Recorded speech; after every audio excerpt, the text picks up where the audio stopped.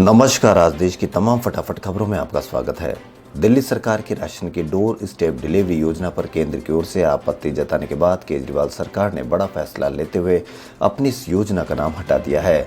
मुख्यमंत्री अरविंद केजरीवाल ने आज इस मुद्दे पर अधिकारियों के साथ मीटिंग की थी, जिसके बाद दोपहर में उन्होंने एक प्रेस कॉन्फ्रेंस कर इस पर घोषणा की। उन्होंने यह भी तंज कसा कि इस योजना का नाम ही हटा दिया गया, जिससे काम दिल्ली सरकार का होगा लेकिन क्रेडिट केंद्र का। उन्होंने बताया कि दिल्ली सरकार की राशन की डोर स्टेप डिलीवरी योजना का नाम मुख्यमंत्री घर घर राशन योजना नहीं होगा और केंद्र सरकार जैसा कहेगी उसी तरह से राशन लोगों के घर तक पहुंचाएंगे। उन्होंने कहा कि परसों कैबिनेट में फैसला करेंगे और केंद्र को भेज देंगे। उम्मीद है अब कोई अड़चन नहीं आएगी। राष्ट्रीय राजधानी दिल्ली में भी कोरोना वायरस का कहर दिन पर दिन बढ़ता जा रहा है। दिल्ली में शनिवार को कोरोना के नए मामले 800 के पार चले गए। साल 2021 में पहली बार इतने ज्यादा मामले सामने आए हैं। शनिवार को जारी ताजा आंकड़ों के अनुसार पिछले 24 घंटे यानी एक दिन में कोरोना के 813 नए केस दर्ज किए गए। इस साल में कोरोना के नए मामलों का ये अब तक का सबसे बड़ा आंकड़ा है।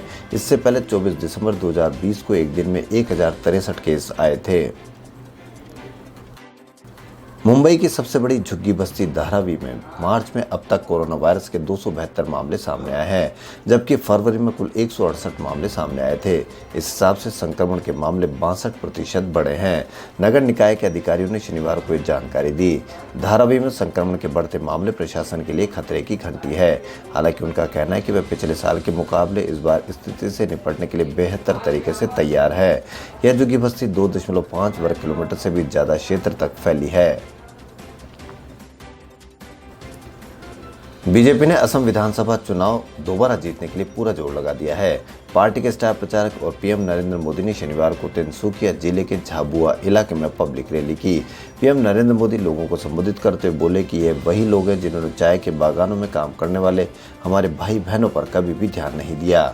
असम के लोगों का इन लोगों से सावधान रहने की आवश्यकता है। एक चाय वाला आपके दर्द को नहीं समझेगा तो कौन समझेगा। वहीं कांग्रेस के पूर्व अध्यक्ष राहुल गांधी ने असम विधानसभा चुनाव में जोरहाट में एक रैली को संबोधित करते हुए कहा कि अगर राज्य में कांग्रेस की सरकार बनी तो सभी परिवारों को 200 यूनिट तक फ्री बिजली देंगे। इसके साथ ही उन्होंने 5 बड़े ऐलान किए। कांग्रेस नेता राहुल गांधी ने मरियानी में एक रैली में कहा कि बीजेपी संस्कृति, भाषा, इतिहास और असम के भाईचारे पर हमला कर रही है। हम नफरत को मिटाएंगे और शांति लाएंगे। दो प्रसिद्ध बुद्धिजीवी प्रताप भानु मेहता और अरविंद सुब्रमण्यम द्वारा दिल्ली से सटे सोनीपत के अशोका यूनिवर्सिटी को छोड़ने पर पिछले कुछ दिनों में दुनिया भर के शिक्षाविदों ने निराशा जताई है और संस्थान में अभिव्यक्ति की आज़ादी के सिकुड़न पर सामूहिक रूप से चिंगारी उठी। रिजर्व बैंक के पूर्व गवर्नर और मशहूर अर्थशास्त्री रघुराम राजन से लेकर मिलन वैष्णव और मार्था सी नुसबूम तक ने इसे अकादमिक स्वतंत्रता पर खतरनाक हमला कहा। आरबीआई के पूर्व गवर्नर रघुराम राजन ने कहा कि अभिव्यक्ति की स्वतंत्रता किसी भी महान विश्वविद्यालय की आत्मा है और अगर इस पर हमले होते हैं तो ये उसी आत्मा पर चोट पहुंचाता है। केंद्र सरकार ने शुक्रवार को दिल्ली हाईकोर्ट से फेसबुक के मैसेजिंग ऐप व्हाट्सएप की नई प्राइवेसी पॉलिसी को लागू किए जाने से रोकने की अपील की है। व्हाट्सएप की नई प्राइवेसी पॉलिसी और टर्म्स ऑफ सर्विस 15 मई से प्रभावी होने वाली है। इलेक्ट्रॉनिक्स सूचना प्रसारण मंत्रालय ने व्हाट्सएप को पॉलिसी को चुनौती देने वाली एक याचिका के जवाब में दाखिल अपने एफिडेविट में यह अपील की है। सीमा सिंह, मेगन और विक्रम सिंह नाम के याचिकाकर्ता ने अपनी याचिका में कहा है कि ऐप की नई प्राइवेसी पॉलिसी भारत के डेटा प्रोटेक्शन और प्राइवेसी कानूनों में खामियों की ओर इशारा करती है। इस नई पॉलिसी के तहत ये प्रावधान है कि यूजर्स अगर इस ऐप का इस्तेमाल कर रहे हैं तो उनके पास अपना डेटा फेसबुक या थर्ड पार्टी ऐप्स के साथ शेयर न करने का विकल्प नहीं होगा।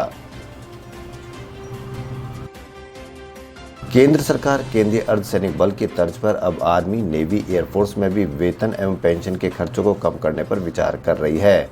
सैन्य बलों को पुरानी पेंशन योजना से एनपीएस में शिफ्ट किया जाएगा या इसके लिए कोई नया मैकेनिज्म तैयार किया जाएगा, इस बात का उल्लेख 15वीं वित्तीय आयोग की रिपोर्ट में देखने को मिलता है।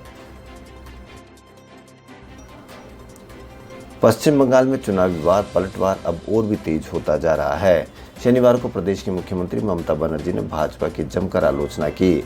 उन्होंने भाजपा को दुनिया में सबसे बड़ी लुटेरी पार्टी तक बता डाला। उन्होंने कहा कि इसे राज्य में कभी भी सत्ता में नहीं आने देना चाहिए। पूर्वी मिदनापुर जिले के हल्दिया में एक चुनावी रैली को संबोधित करते बनर्जी ने भगवा पार्टी पर दंगों की साजिश रचने, लोगों की हत्या करने तथा दलित लड़कियों को प्रताड़ित करने का भी आरोप लगाया।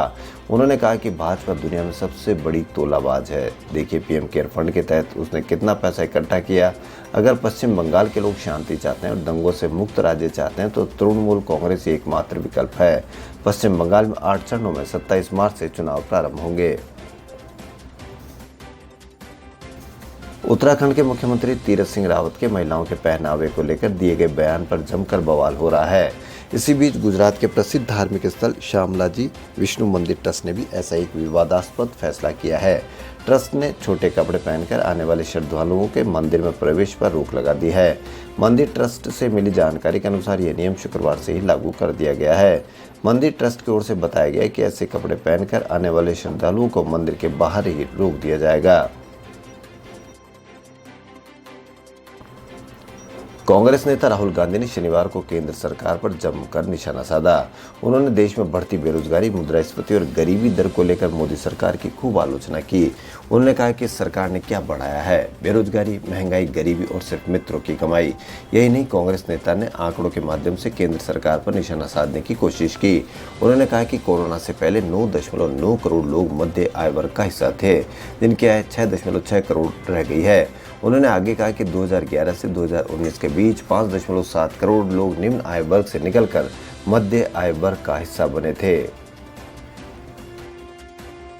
गुजरात की हीरानगरी सूरत में शुक्रवार को रिकॉर्ड 450 केस आए। इसके बाद मनपा ने टेक्सटाइल मार्केट को शनिवार रविवार बंद करने के निर्देश दिए हैं।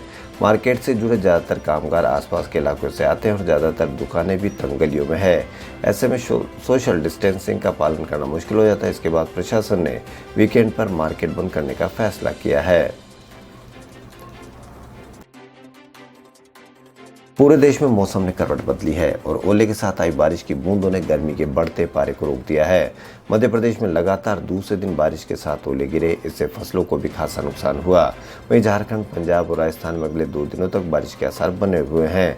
मौसम विभाग के अनुसार दक्षिण पूर्वी राजस्थान के पास ऊपरी हवा का चक्रवात बना हुआ है। विदर्भ के पास भी यही स्थिति है, जबकि सेंट्रल पाकिस्तान के पास एक ट्रफ लाइन बनी हुई है। तीनों ही सिस्टम एक साथ सक्रिय होने से मध्य प्रदेश में ओलावृष्टि और बारिश हो रही है।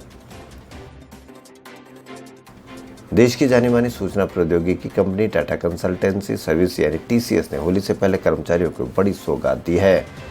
टीसीएस ने वित्त वर्ष 2021-22 के लिए कर्मचारियों की सैलरी बढ़ाने का ऐलान किया। यह 6 महीने में दूसरा मौका होगा जब टीसीएस अपने कर्मचारियों की सैलरी बढ़ा रही है। आईटी कंपनी टीसीएस ने अगले वित्त वर्ष के लिए कर्मचारियों की सैलरी में 6 से 7% तक का इजाफा किया था।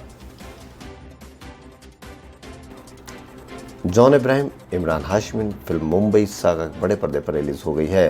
फिल्म को हिट बनाने के लिए स्टार जी तोड़ मेहनत कर रहे हैं, लेकिन जॉन अब्राहम ने एक कदम आगे निकलकर टिकट बेचना ही शुरू कर दिया।